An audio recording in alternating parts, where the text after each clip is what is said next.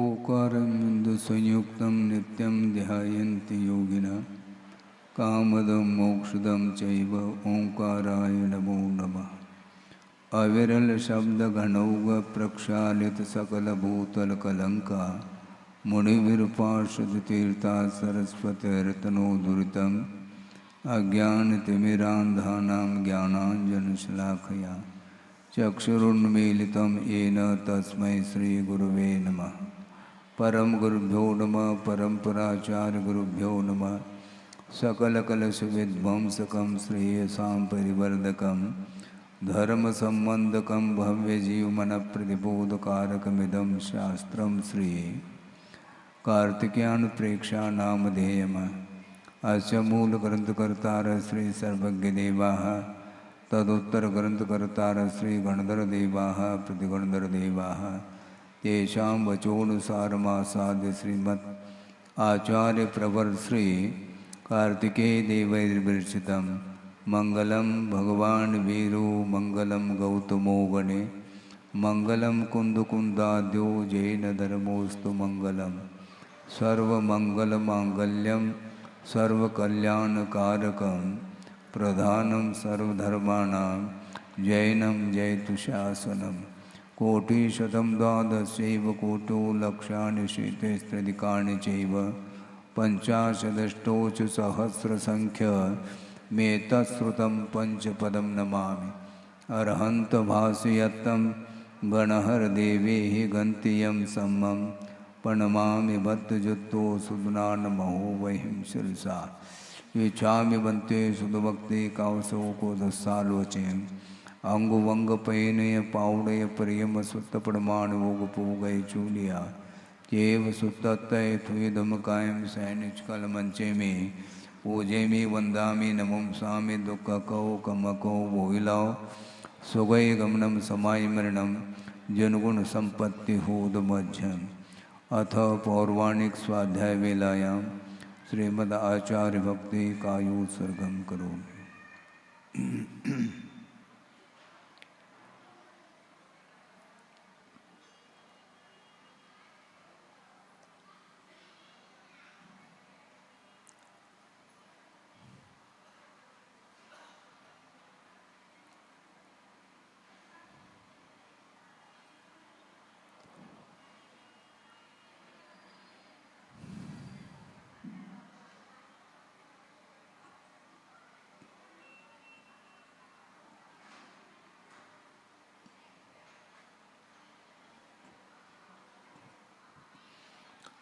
सुतजलधिपारगेभ्य स्वपरमतविभावना पटुमतिभ्य सुचरितपूर्णदेभ्यो नमो गुरुभ्यो गुणगुरुभ्य। छत्तीसगुणसमग्रे पंचव्याचारकरणसंदर्शे शिष्यानुग्रहकुशले धम्मायिर्ये सदा वन्दे गुरुभक्ति संयमेन यो तरन्ति संसारसागरं घोरं छिन्नन्ति अट्टकमं जन्मन मरणं न पावेन्ते ये नित्यं व्रतमन्त्रहोमनिरता ध्यानाग्निहोत्राकुला षट्कर्मा वृता तपोधनदना साधुक्रिया साधवा शीलप्रावरणा गुणप्रहरणा चन्द्रार्कतेजोदिकाः मोक्षद्वारकपाटपाटनपटाः प्रीणन्तु मां साधवा। गुरुवः पान्तु नो नित्यं ज्ञानदर्शननायकाः चारित्राणवगम्भीरा मोक्षमार्गोपदेशकाः। इच्छामि बन्ते आयुर्भक्ति कावसगोकोदस्सालोचयन् सम्मनान सम्मदंसन संचरजुत्तानं पंचव्याचाराणाम् आयुर्यानम् आयारादि स्मराणुपदेशानम् उवज्झायानं तिरयनुगुणपालरयानं सौसानं शयनिष्कलमंचे में पूजे में वंदामि नमो सामि दुःखको कमको वोहिलाओ सुगय गमनम समाय मरणम जनगुण संपत्ति होदमध्यम। तिहुवनतिलयं देवं वन्दित्वा तिहुवनन्दपरिपूज्यम् ओछम् अनुपेहावो भवीयजनानन्दजननेवो।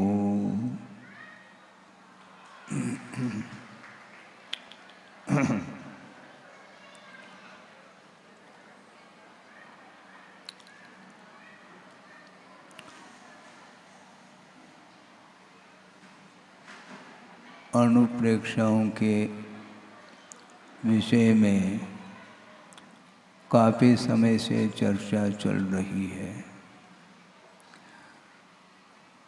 मुहुर्मुहुर् चिंतनम ऐसा कहा है, बार बार चिंतन करें तो नया नया विषय आ सकता है अपने अपने क्षोभशम के अनुरूप। दूसरी बात यह है कि चिंतन करते हुए मान लो कोई नया विषय नहीं आ रहा है तो भी चिंता नहीं करनी चाहिए, क्योंकि चिंतन और चिंता में बड़ा अंतर आता है। अपना अपना क्षोभशम काम करता रहता है, किंतु निरंतर चिंतन ही करते रहें कोई आवश्यकता नहीं। एक बार पदार्थ का स्वरूप ज्ञात हो गया, अब पदार्थ की जो विराटता है वह छद्मस्त का तो विषय बन नहीं सकता। वह दिव्य ज्ञान का विषय जब बनता है तो उसके लिए कितना हम प्रयास कर सकते हैं। छद्मस्त ज्ञान के माध्यम से वस्तु का बोध तो हो सकता है, किंतु सर्वांगीण बोध हो अनिवार्य नहीं, क्योंकि जो केवल ज्ञान का विषय बनता है वह अन्य ज्ञान का विषय नहीं बन सकता। इसको श्रद्धान का भी विषय बना लेना चाहिए, क्योंकि पहले भी यह विषय आ चुका है चर्चा के दौरान कि गणधर परमेष्टि जिनके पास द्वादशांग श्रुत उपलब्ध है, इसके बावजूद भी अनंत का ज्ञान उन्हें नहीं हो रहा है। अनंत का ज्ञान नहीं हो रहा है इसलिए वो चिंता में मग्न हो, ऐसा है क्या? नहीं है ना। तो आप चिंता क्यों करते हैं? चिंतन करो, जितना बनता उतना चिंतन करना और उसको प्रयोग में लाने का पुरुषार्थ करने के लिए गुरुदेव बार बार कहते हैं। हाँ, क्योंकि ज़्यादा चिंतन करने से भी एनर्जी लॉस होती है, और एनर्जी का अर्थ प्राण होता है। इसलिए तनावपूर्ण स्थिति में मन जब आता है तो ज़्यादा एनर्जी लॉस होती है। हाँ, कितने सोचेंगे बार बार एक ओहम एक ओहम। ठीक है, बार बार अखंड पाठ करना चाहो क्या? ऐसा तो संभव नहीं, और इसकी आवश्यकता इसलिए नहीं है क्योंकि स्वरूप का बोध हमें हो चुका है, और बीच बीच में कर्म के उदय के कारण मन में विक्षिप्तता आ सकती है, मन में विकृति आ सकती है, मन में कलुषता आ सकती है। वह सारी कलुषता वह क्या है? वो कर्मजन्य भाव माने जाते हैं। इसी को आचार्यों ने औदैक भाव कहा, और औदैक भाव का अर्थ उदय संबंधी जो भाव उत्पन्न होता है उसका नाम औदैक भाव है। औदैक भाव का अर्थ बहुत ज़्यादा उसमें पता नहीं महाराज, औदैक औदैक आप कहते हैं, हमें समझ में नहीं आता है उसमें कि और कितना समझना चाहो। उदय संबंधी जो भाव होता है उसका नाम औदैक कहा। तो कभी क्रोध का, कभी मान का, कभी माया का, कभी लोभ का, ये सारे भिन्न भिन्न समय पर ये कषायों में भी परिवर्तन आता ही रहता है, क्योंकि अंतर मुहूर्तवर्ती कषाएँ होती हैं। उसके उपरांत निश्चित रूप से उसमें बदलाहट होता ही रहता है। इसलिए वो तो समय समय पर कर्म का उदय आता है और उसका प्रभाव पड़ सकता है, पड़े अनिवार्य नहीं, क्योंकि हमारा उपयोग यदि उस ओर जाता है तो विकल्प उत्पन्न हो सकते हैं, और उपयोग उधर नहीं ले जाएंगे मान लो तो दुनिया में क्या घटित हो रहा है, क्या चल रहा है, ये थोड़ी बुद्धि का विषय बनाने के लिए कहा है। यदि कहा भी है तो संस्थान विषय धर्म ध्यान के विषय में जरूर विषय मिलता है। तीन लोक के विषय में जिसको जितना क्षोभ्रम है उसके अनुरूप चिंतन कर लेना चाहिए, क्योंकि यह धर्म ध्यान का ही भेद माना जाता है। और दूसरी बात यह है कि यह संस्थान विषय धर्म ध्यान इतना सरल नहीं है, इसमें कठिनाई है।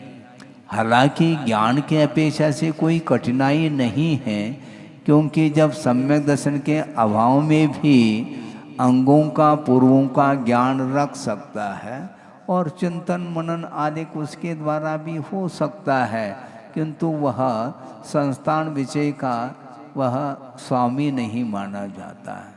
संस्थान विषय धर्म ध्यान उसको बोलते हैं प्रत्येक पदार्थों को जानते हुए भी, चिंतन करते हुए भी बुद्धि का विषय वह बन रहा है पदार्थ, इसके बाद भी किसी भी प्रकार से इष्टानिष्ट की परिकल्पना नहीं करते हुए वीतराग भाव के साथ उसको चिंतन का विषय बनाया जाता है, तब कहीं जाकर के वह संस्थान विषय धर्म ध्यान माना जाता है।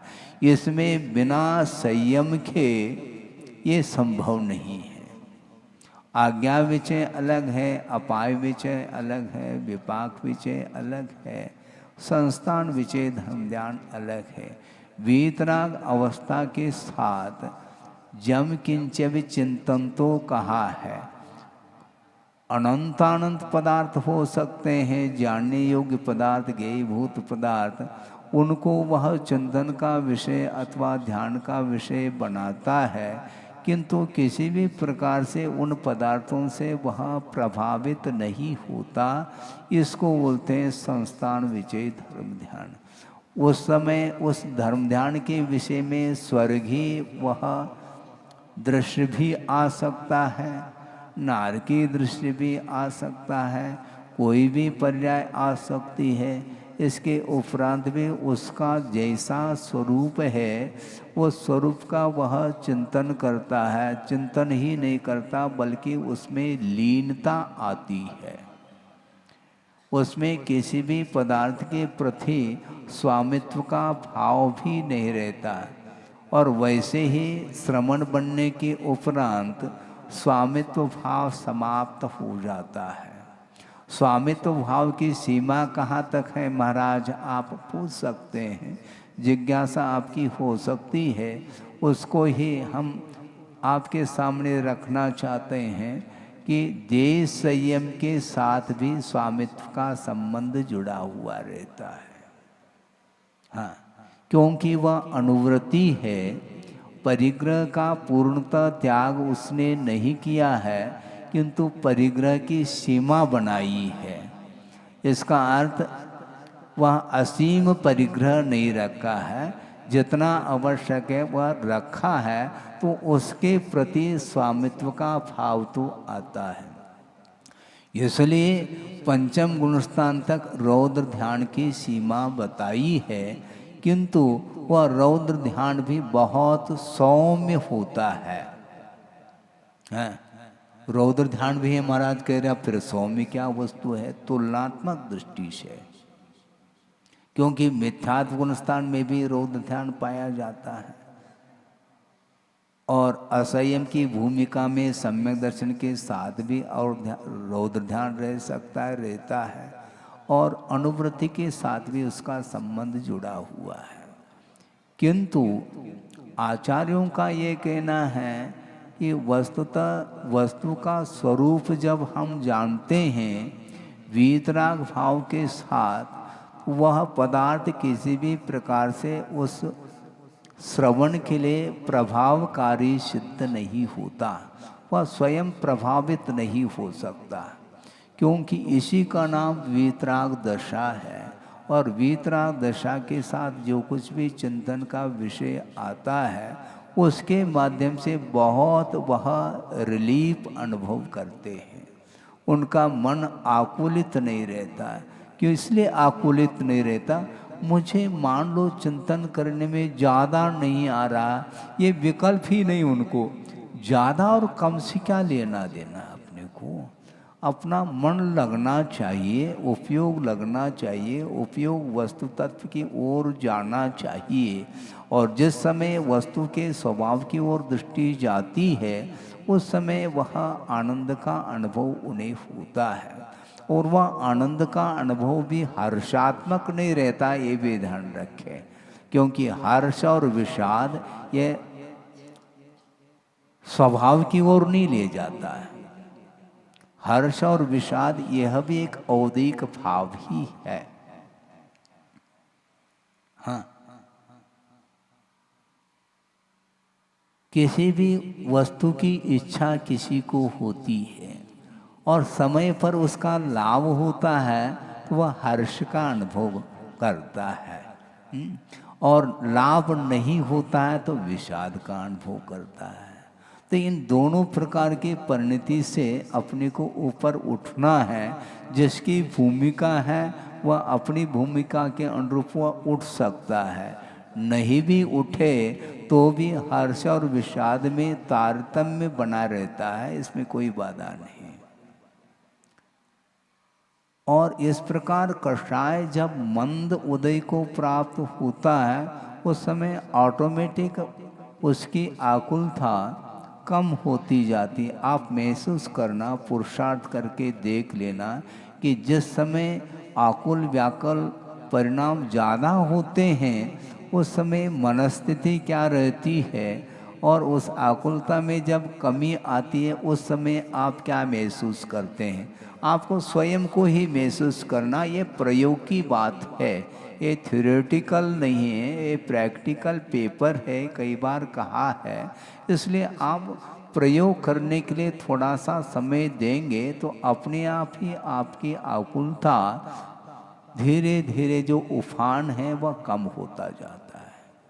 दूध तपाने के लिए रखा है और नीचे से अग्नि क्या अग्नि जलती है क्या, ईंधन जल रहा है कहो। अग्नि क्या जलती है, लेकिन वह व्यवहार में सब आता रहता है।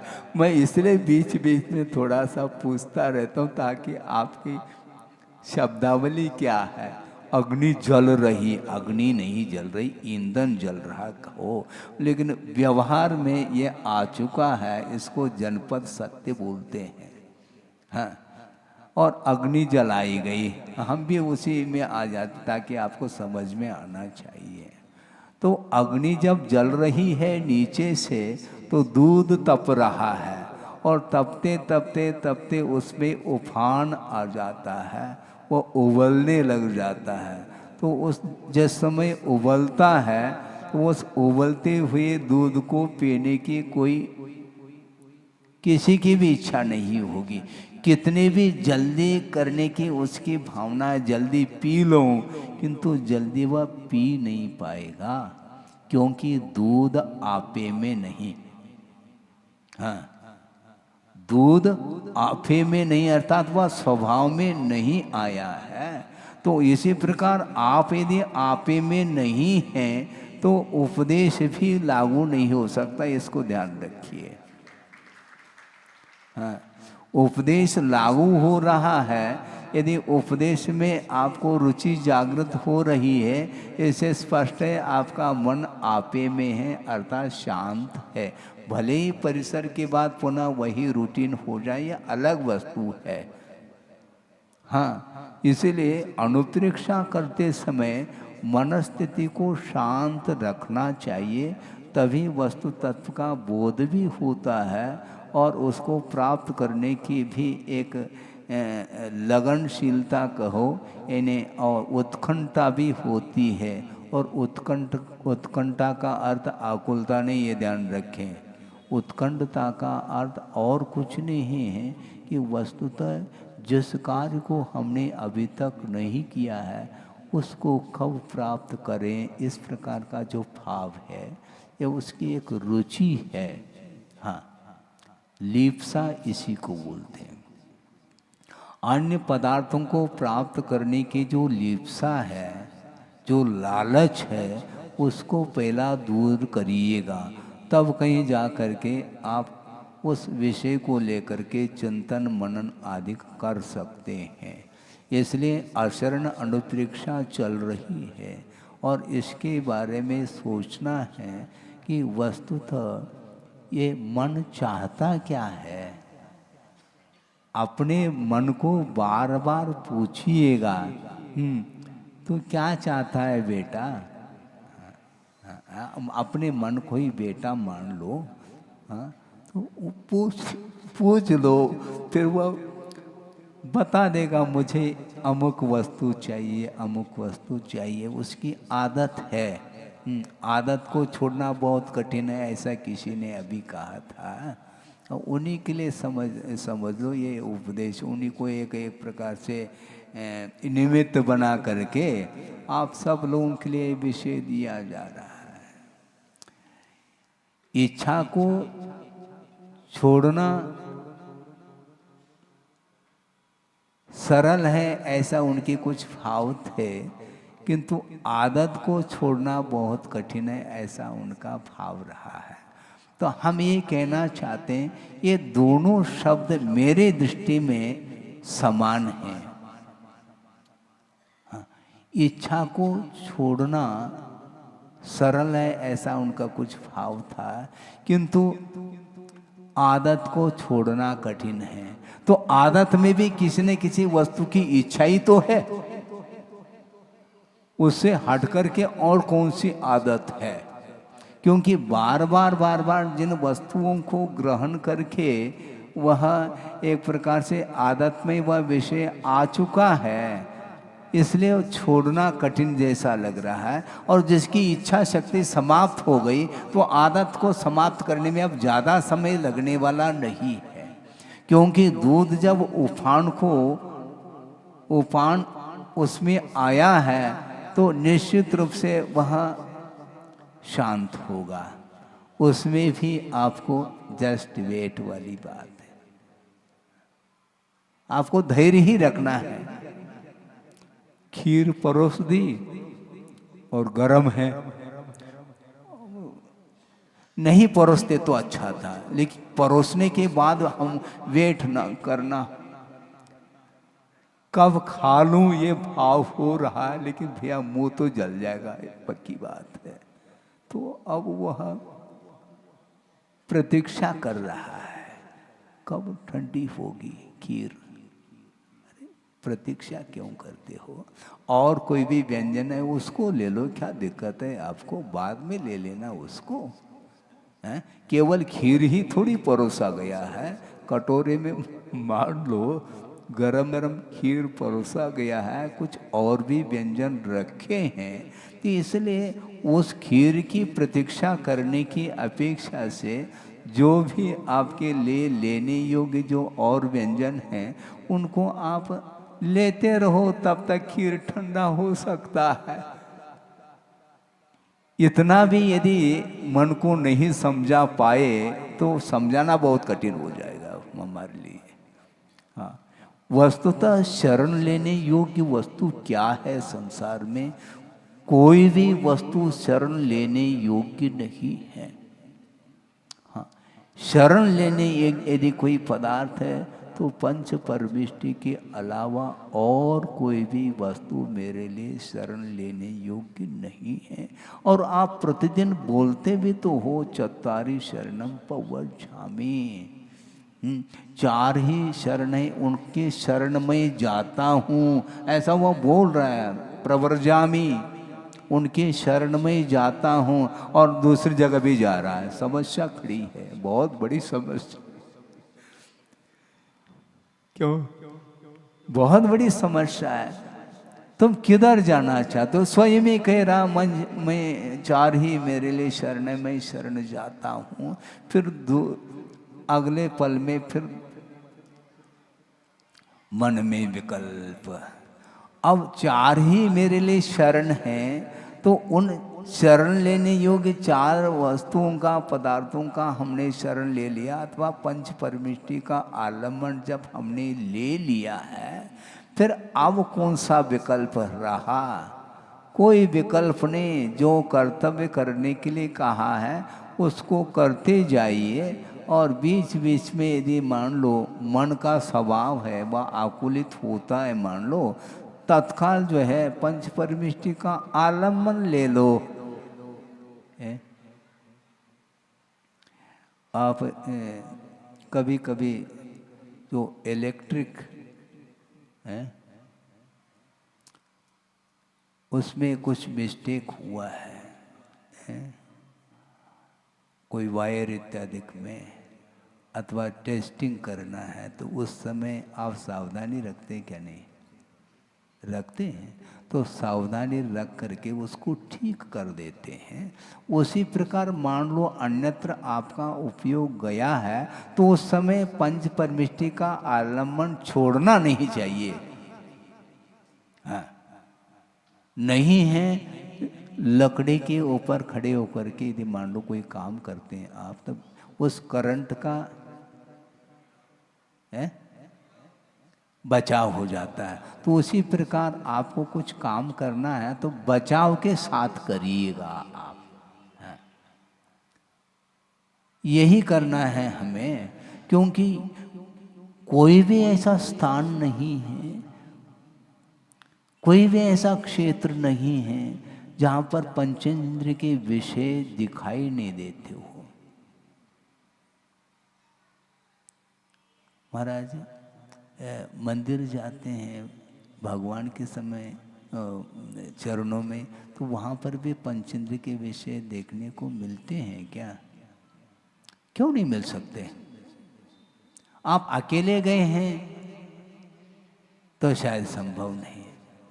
50 व्यक्ति यदि मान लो हैं, समूह है, तो वह समूह भी आपको आकर्षित कर सकता है और भगवान की प्रतिमा ओझल हो सकती है, ये ध्यान रखो। इसलिए इधर उधर नहीं देखना, केवल फोकस बनाना, प्रभु का दर्शन करना है और किसी का दर्शन करने के लिए हम आए नहीं। और प्रभु का दर्शन करना तो छोड़ देता है, तुम कब आ गए? हाँ, और कौन साथ में आए हैं, ये सब चालू हो जाता है। ये पूजन के अलावा है, पूजन बाद में होगा, अब ये सब चर्चाएं चालू होती क्या? नहीं होती है। बुद्धिपूर्वक हो रहे क्या? क्या नींद में हो रही चर्चा? बुद्धिपूर्वक ही होती है। और वो घंटों निकाल देता और वहाँ पर एक माला फेरने में उसको नींद आ रही। समस्या, भारी समस्या है। और इस समस्या का समाधान क्या है? इससे स्पष्ट है, जिसके प्रति लगनशीलता रुचि है नींद गायब, और जिसके प्रति रुचि नहीं वहाँ पर नींद आए बिना रह नहीं सकती। तो भगवान क्या करेंगे आपके लिए? भगवान तो वैसे ही नहीं देख रहे हैं आपको कि कौन आया है, ये जबलपुर का है क्या, कहाँ का है, उधर उनका ध्यान नहीं है। तो इसीलिए ये जो कुछ भी आकुलताएं हो रही हैं वो विषयों को लेकर के ही तनाव और आकुलता होती, और कोई भी नहीं। एकदम प्योर आपका ध्यान रहेगा प्रभु की ओर, तो कौन आया कौन गया, कौन क्या कर रहा है, उस ओर ध्यान नहीं। वो कैसा चढ़ा रहा है, अरे तुम तो चढ़ाओ पहले। है? वो कैसे पूजन कर रहा है, कैसा द्रव्य ले आया, अरे द्रव्य तो छोड़ो, तुम भाव की ओर तो आ जाओ। तुम अपने द्रव्य को कब चढ़ाओगे? हैं? मोक्ष फल प्राप्त फलम, और उधर दृष्टि जा रही। हाँ, किसी को सिखाना है, छोटे बालक हैं, ये अलग वस्तु, किंतु उस समय मत सिखाओ। आपकी एकाग्रता, आपका उपयोग पूजन में होना चाहिए। हम पुनः रिपीट करना चाहते उस विषय को, तो बहुत आवश्यक है कि आप पूजन कर रहे होते हैं, उस समय वंदना के लिए, प्रभु की वंदना के लिए मान लो श्रमण भी आया है, तो उस समय श्रमण वंदना कर रहा है तो उस समय आप अपने पूजन की क्रिया को छोड़ करके उनके लिए अर्घ, उनके लिए नमस्तु, कोई आवश्यकता नहीं। सुन रहे हैं आप? कोई आवश्यकता नहीं। महाराज फिर अभिनय हो जाएगा, भगवान का अभिनय हो जाएगा, फिर हम ये कहेंगे। यहां पर अभिनय की बात थोड़ी ही है। विनय अभिनय जो है ना, कब किया जाता है, किस पोजीशन में किया जाता है, ये इसको तो समझो। हाँ, अब माला फेर रहे, मान लो छोड़ देंगे क्या? क्योंकि आपका उपयोग यदि अन्यत्र है तो माला छूटी हुई है। वो इतनी एकाग्रता आपकी होनी चाहिए। हम कहाँ तो किसी भी वस्तु को लेकर के ध्यान की बात कर रहे हैं, उस ध्यान की भूमिका किसमें हो सकती है? वह बिना वीतरागता के संभव नहीं। किंतु प्रभु के वंदन, पूजन, अर्चन आदि करते समय अन्य कोई भी आपका उपयोग अन्यत्र नहीं जाना चाहिए। मैं आपके लिए अभी भी कहना चाहता हूँ, स्वाध्याय चल रहा है और मोबाइल आपके हाथ में है, अब रख लिया, हो गया। तो आपने, मैं ये पूछना चाहता हूं, अभी कम से कम आध घंटा से ज़्यादा यहाँ पर व्याख्यान हुआ है। आपको बात समझ में आ रही है हमने क्या क्या कहा? नहीं आई तो उसका आपका उपयोग उसमें जा रहा है। पर आज ये भी तो धर्म ध्यान है, गलत बात है। ऐसा नहीं होना चाहिए। इसलिए मैं कहना ये चाहता हूँ कि मंगलाचरण करके, कायोत्सर्ग आदि करके स्वाध्याय जब प्रारंभ किया जाता है, वो समय अन्यत्र उपयोग नहीं जाना चाहिए। इतने समय के लिए तो कम से कम एकाग्रचित्त होकर के सुनो। आप चिंतन करना चाहते, कैसे चिंतन करोगे हमें बता दो थोड़ा, बहुत कठिन हो जाता है। तो इसलिए उस समय पूजन करते समय कोई भी मान लो वृद्धि आदि का आ जाए, तो श्रवण भी आ जाए, तो भी आप उन कार्यों को छोड़ करके अन्य कार्य करने के लिए उपयोग नहीं जाना चाहिए। विधिवत उस कार्य को संपन्न करिए, विसर्जन आदि करने के बाद फिर नेक्स्ट दूसरा कार्य हाथ में लिया जाएगा। हाँ, तब कहीं जा कर के मन की एकाग्रता बनती है। मन बहुत जल्दी जो है ना, वह अन्यत्र ही चला जाता है। स्वभाव है तो स्वभाव के लिए क्या औषधि? महाराज स्वभाव के लिए तो कोई औषधि है क्या?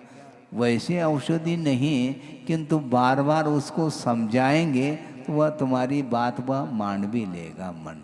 क्योंकि मन मेरा थोड़ी, आपका मन है। आपका मन और हम समझाएं, ये क्या हुआ? आप अपने मन को समझाने का पुरुषार्थ तो करो, प्रयोग तो करो। इसलिए ये कहा जा रहा है, पूरे जगत का चिंतन करते हुए भी श्रवण के लिए एक क्षण के लिए भी न राग भाव आ रहे, न द्वेष भाव आ रहे, न कोई ईर्ष्या का भाव आ रहा है, न कुछ और आ रहा है, कुछ है ही नहीं। तब कहीं जाकर के वह अनुप्रेक्षा उसकी सार्थक सिद्ध होती है। आगे चलते हैं, थोड़ा सा विषय मिल जाओ भूमिका के रूप में, क्योंकि चर्चा ऊपर चल रही थी तो हमने सोचा कि उसी विषय को थोड़ा सा और ताज़ा बना लिया जाए। तो वह अनुप्रेक्षा तो करना और क्या है, और कुछ थोड़ी करना है। आगे चलते हैं, आचरण अनुप्रेक्षा के विषय में कारिका आ रही है। आई बलिवो वीरबुद्धो मरण विहीनो नदी सदे को भी रख्य जंतो विषया रख पयारे विविहेहि।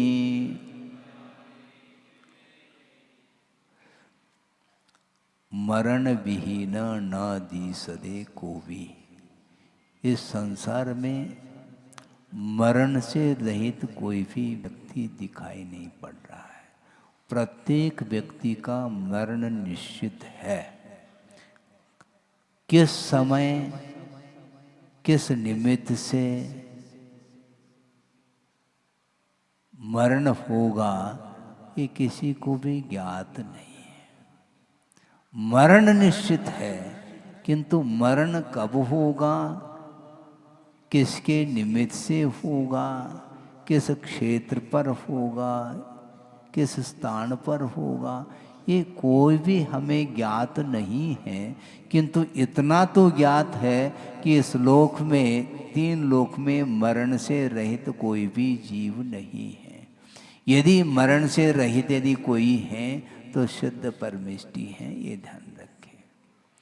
और वह व्यक्ति बलशाली भी क्यों न हो, आई बलि वो कह रहे हैं, बलशाली हैं, शतबल, सहस्र बल, लक्ष्य बल, कोटि बल आदि शक्ति युक्त अय बलि वो, इसका अर्थ है किसी के पास 100 व्यक्तियों को परास्त करने का बल है, किसी के पास 1000 व्यक्तियों को परास्त करने का बल है, किसी के पास 1,00,000 व्यक्तियों को वह चुटकी बजाते बजाते उसके ऊपर विजय प्राप्त कर सकता है। और एक ऐसा भी व्यक्ति है, 1 करोड़ व्यक्ति भी सामने आ जाए तो वह एक फूंक मार करके भी उसको अलग कर सकता है। पुराण वगैरह में आते हैं ना, ये इसको क्या कनिष्ठा बोलते हैं, इसके ऊपर नेमिनाथ भगवान ने किसको किया था? हाँ, उनको किया था। सोचो, विचार करो कितना बल होगा। लेकिन ये ध्यान रखो, इतना बलशाली होने के उपरांत भी मरण से रहित कोई दुनिया में है नहीं। इतना बल है तो बल का सदुपयोग करो ना, क्या दिक्कत है आपको? बल जो मिला है उसका उपयोग करो। धार्मिक क्षेत्र में वज्रभूषण नारायण सनन मिला है, और किसका प्रसंग आता है? हनुमान का प्रसंग आता है। वह विमान से उनको ले जा रहे थे और वहाँ बाल्यावस्था की बात है, नीचे वह आ गया हनुमान, और एक विशाल चट्टान है, वह चट्टान चूर चूर हो गया, बताते हैं। इतना उनके अंदर वह बल है। वज्र वृषभ नाराज सोनन माना जाता है। वह शरीर अभेद्य जैसा हो जाता है। वज्र जिस प्रकार जिसका भेदन करना संभव नहीं है, घन के प्रहार कर लो किंतु वह वज्र कभी भी चूर चूर नहीं हो सकता। उसी प्रकार उनका शरीर है, कितना बल होगा। इसके बाद भी आचार्य कहते हैं मरण से रहित इस दुनिया में कोई भी नहीं है। इसलिए तुम अहम भाव क्यों रखते हो? अखाड़े में क्यों उतरते हो? हैं? आचार्य कहते हैं मैं का त्याग करो और मैदान में आ जाओ। है? क्या हुआ अर्थ? ये मैं का त्याग करो पहले। मैं ऐसा तुम जो कह रहे हो उसको छोड़ो और मैदान में आ जाओ और कर्म के साथ युद्ध करो। हाँ, कर्म दिखाई नहीं देते, किंतु दिखाई नहीं देते हुए भी अनंत शक्ति का वह धारक जो जीव है, आत्मा है, उसकी हार हो रही है, इसका ख्याल ही नहीं तुम्हें। और मैं कहता है कि मैं क्या वस्तु है? बल का प्रयोग दूसरे के ऊपर न करो। अनंत काल से जो कर्म सता रहे हैं उनको समाप्त करने के लिए बल मिला है, वज्र वृषभ नारा सनन आदि मिला है, इसका सदुपयोग तो करो। मोक्ष मार्ग में संसारी प्राणी बल का प्रयोग करता नहीं और अन्यत्र करता चला जाता है, उससे कुछ होना जाना कुछ भी नहीं। उसमें क्या होना है हमें बता दो, ताकि हम भी कुछ कर लें। उसमें कुछ नहीं होता है। हाँ, 1 करोड़ करोड़ व्यक्तियों को बिल्कुल परास्त कर रहा है। इसके उपरांत भी उससे कुछ होना जाना नहीं है। कोटि भट्ट श्रीपाल कथा पढ़ो। ये शारीरिक बल माना जाता है। शारीरिक बल अलग होता है, मनोबल अलग होता है, वासनिक बल भी होता है, किंतु आत्मिक बल के सामने ये सारे सारे फीके हैं, ये ध्यान रखो। दुबला पतला भी क्यों न हो, दुबला और पतला एक ही है, लेकिन फिर भी कहने में आता है दुबला का अर्थ क्या और पतला का अर्थ क्या, बात एक ही है, किंतु वो फ्लो आ जाता है। ये बोली भाषा है। वह दुर्बल व्यक्ति है, किंतु वह जो कर्म है बलवान है, उसको परास्त करने की क्षमता उस दुर्बल व्यक्ति के पास भी है, क्योंकि सहनन होना चाहिए, सहिष्णुता होनी चाहिए, धैर्य होना चाहिए। इसके बिना काम नहीं चलता। यहाँ पर कह रहे हैं कि आई बलिवो भी मरण विहीनो न दीसदे अत्र जगति। इस लोक में ऐसा कोई भी नहीं जो बलिष्ठ हो करके भी मरण को जीत लिया हो, ऐसा नहीं। मरण को वही व्यक्ति जीतता है जो संसार को जीत लेता है। संसार को जीतने का अर्थ क्या है? संसार के साथ लड़ाई करके जीतना नहीं। संसार को जीतने का अर्थ संसार में रह करके उससे ऊपर उठने का जो पुरुषार्थ करता है, वही 3 लोक का स्वामी बन सकता है। रवुद्दो, वह रुद्र जैसा भयंकर रूप को धारण करके बैठा है। इसके उपरांत भी उसका भी मरण निश्चित है, ये कहा जा रहा है। उसको देखते ही हार्ट अटैक हो जाए दूसरे का, किंतु उसका भी अंत होना है। जिसके निमित्त से किसी का हार्ट अटैक हो रहा है, उस व्यक्ति का भी अंत होना, ये ध्यान रखो। वह अमर बन करके नहीं आया है। वह व्याघ्र भी क्यों न हो, व्याघ्र आ गया तो बस कपकपी छूट गई। वृक्ष पर बंदर बैठे हैं और नीचे यदि मान लो व्याघ्र आ गया तो, वैसे व्याघ्र तो वृक्ष पर चढ़ नहीं सकता, लेकिन वह टपक करके नीचे आ रहा है। कौन? बंदर है, क्योंकि उसके अंदर शक्ति नहीं। बंदर के अंदर शक्ति है ही नहीं, बलहीन माना जाता है वो। लेकिन यदि विवेक हो, ज्ञान हो, बुद्धि हो, तो उस बुद्धि के प्रयोग से वह मरण से बच सकता है, जो अकाल में मरण होने वाला है। वह जान ले। ऐसे 10 भी व्याघ्र नीचे बैठ जाए तो मेरा थोड़ी बाल बाका होने वाला, लेकिन वह संभव नहीं है ना। उसकी एक दहाड़ के माध्यम से वह भयभीत होकर के प्राणांत हो जाता है। खाया ने अभी व्याघ्र ने, उसके पहले ही प्राण समाप्त हो गए। ऐसा क्यों? ऐसा ही है, वो दुर्बल है ना। किंतु जो सबल है, रुद्र प्रकृति का है, क्रूर प्रकृति का है, उसका भी अंत होना है, ये कहा जा रहा है। इसलिए शरण कोई नहीं संसार में, ये कहा जा रहा है।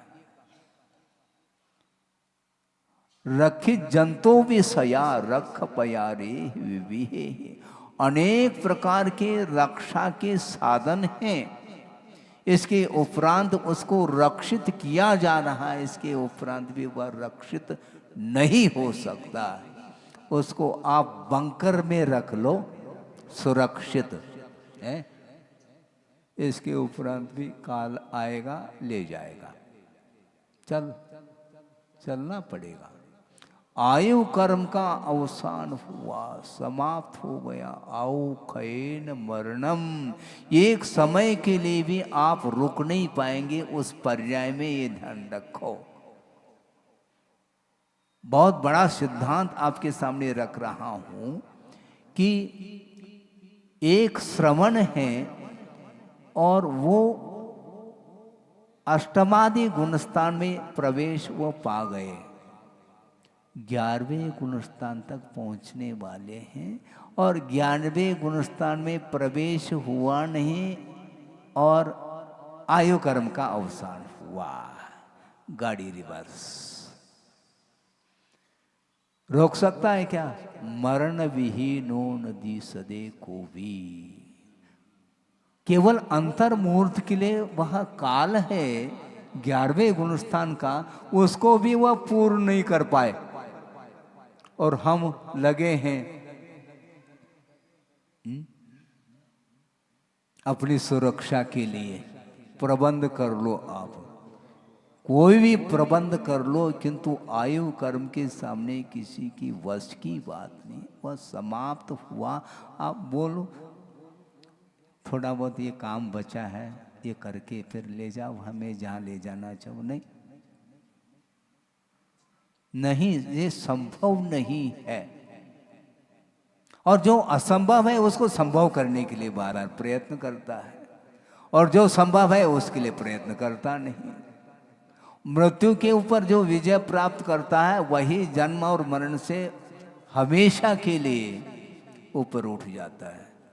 लेकिन बहुत कठिन है महाराज। कठिन तो है, जटिल तो है, कल भी हमने बात की। कठिन तो है लेकिन असंभव नहीं है।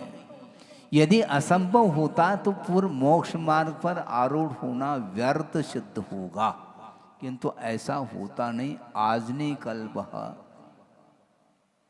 मुक्ति मिलेगी, ये विश्वास का विषय होना चाहिए। हम अभी लगे हाथ फिल, अभी इमीडिएट। अरे क्या इमीडिएट क्या करोगे आप? नहीं, संभव नहीं है वो। अंतर मुहूर्त तो उसको उस ध्यान में उतरना ही पड़ेगा। भयानक उपसर्ग होने के उपरांत भी अंतर मुहूर्त तक वह शुक्ल ध्यान टिका रहता है। उसके बाद या तो नीचे आएगा या तो मोक्ष, या तो केवल ज्ञान प्राप्त कर लेगा या तो नीचे आ जाएगा। 5 पांडव थे, सबके ऊपर उपसर्ग हुआ, भयानक उपसर्ग हुआ और 3 सफल हुए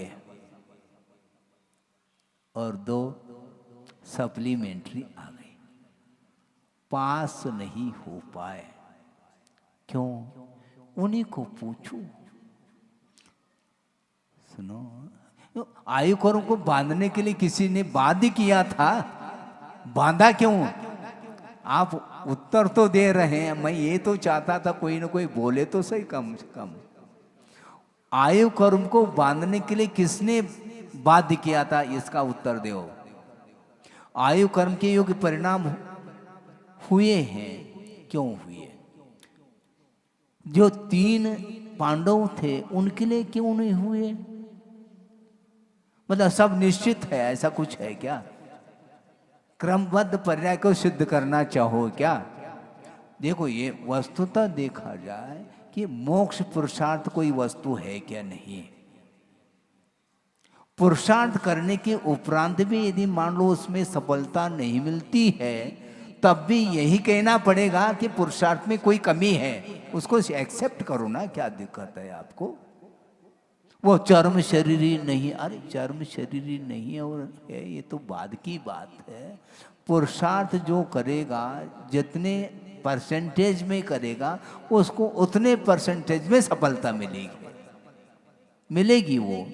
और 2 पांडव, नकुल और सहदेव हैं, ये 2 पांडव फेल नहीं हुए, सप्लीमेंट्री आई है, उसको हम फेल नहीं मानते, क्योंकि दुर्गति नहीं हुई उनकी, वो सर्वार्थ सिद्धि में पहुंचे हैं।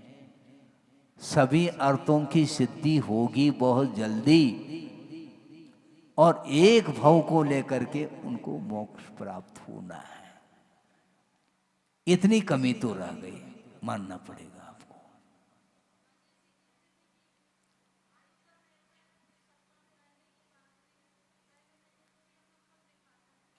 क्या आता है?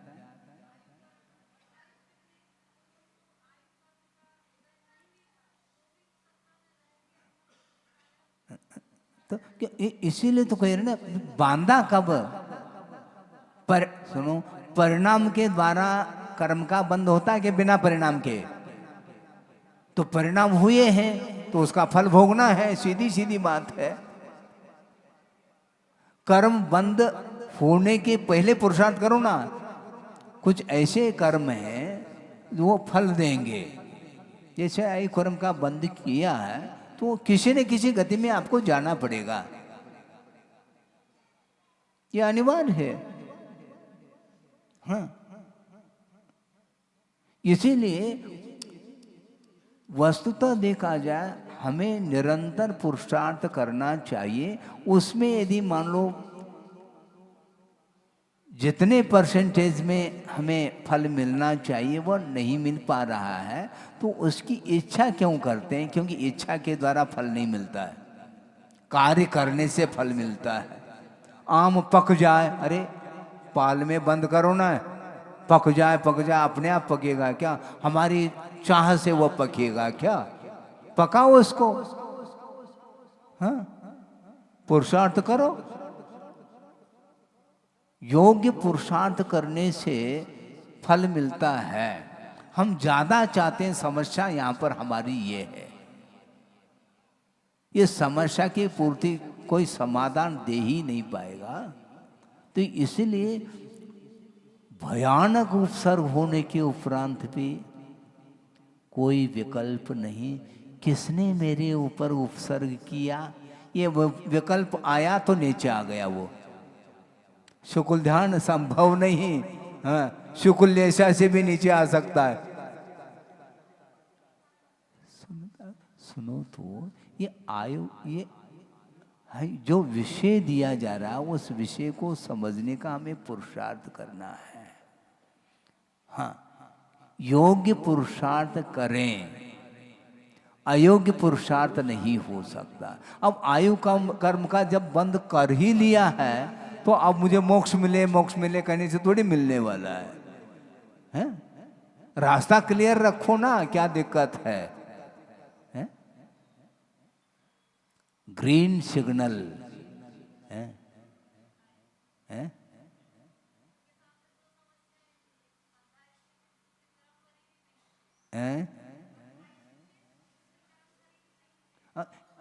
इसीलिए तो बद्दाइश थे, चर्म शरीर नहीं थे। हाँ, चर्म शरीर नहीं थे, हम भी मानते हैं। हाँ, कोई सुनो, कोई बनाता है कि आपको चर्म शरीरी? बहुत अच्छा विषय दे रहा हूं, समय ज्यादा न हो जाए।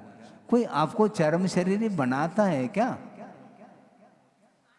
सुनो, हम वही विषय देना चाह रहे हैं। वो नकुल और सहदेव सर्वार्थ सिद्धि में पहुंच गए और विजयादिक में चले जाते हैं तो भी चर्म शरीरी हो सकते हैं, कोई दिक्कत थोड़ी है। अधिकतम 2 भव उनको मिलेंगे विजयादिक में जो पहुंचे उनके लिए, किंतु सर्वार्थ सिद्धि में जो पहुंचा है उसके लिए वो एक चरम शरीर, एक ही बार वह चरम अर्थात मनुष्य भव को प्राप्त करेगा। इसी प्रकार सौधर्मेंद्र वह भी एक भवावतारी है, शची भी एक भवावतारी है। ये उसने जो पुरुषार्थ किया उस पुरुषार्थ को तो कम से कम याद करो। अपने आप शची बनी है क्या? परिणामों में शुचिता होनी चाहिए तब शची बनेगी वो। तालियां बज गई है? अनुप्रास बिठाते ही चैतालियां बच जाती है। परिणामों में यदि शुचिता है तो शची बनेगी, नहीं तो ओम शांति। जो जितना पुरुषार्थ करता है वह उस क्षेत्र में उसको उतना फल मिलेगा। कर्म एक ऐसा तत्व है, वह निष्पक्ष है, ये ध्यान रखो, किसी के ऊपर वह पक्षपात नहीं करता। हाँ, वो शची बन रही। यदि स्त्रीलिंग छेदन करती तो अन्य को भी पद मिल जाता है, इंद्र पद भी मिल सकता है, प्रतीन्द्र पद भी मिल सकता है, आदि आदि जो भी यथा योग्य। लेकिन स्त्रीलिंग का छेदन नहीं किया है ना, फिर भी एक भाव रखा उसने, बहुत बड़ा पुरुषार्थ किया है। हाँ, स्त्रीलिंग छेदन करना चाहिए। और स्त्रीलिंग छेदन हो जाए तो वह शची भी नहीं बनेगा, ये ध्यान रखो। क्योंकि स्त्रीलिंग छेदन हो गया तो वह सम्यक दर्शन के साथ उत्पन्न होगा, तो उसको पुरुष पर्याय ही मिलेगी, वह देव पर्याय को ही प्राप्त करेगा। जैसे सीता का जीव है, वह प्रतीन्द्र पद को प्राप्त किया है। हाँ,